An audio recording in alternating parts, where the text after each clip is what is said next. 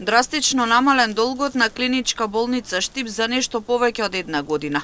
Од месец август 2024 година, кога болницата по разни основи должеше 188 милиони динари. Крајот на оваа година ќе ја заврши со долг од приближно 35 милиони динари. Како што истакна директорот доктор Владко Захариев, ова се должи пред се на добрата стратегија за работа. На прво место е година на финансиска стабилизација, така да се рече.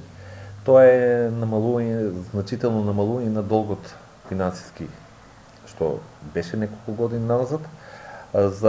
Очекуваме до 31.12 декември оваа година долгот на болницата да биде некаде околу 31 до 35 милиони. Сега тоа ќе видиме кои фактури плюски ни стасат.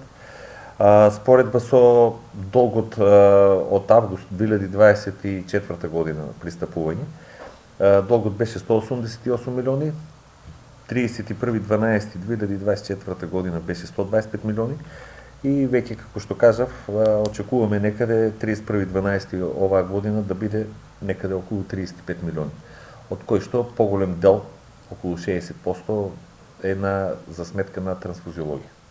Дополнително изминатата година, освен подобрување на финансиски план, има голем број лекари кои се специјалисти, а набавени си потребни нови апарати, кои ќе олеснат работата и ќе ја зголемат услугата кон пациентите од регионот. Пред една недела набавивме нов бронхоскоп, значи имаме две лекарки пулмолози.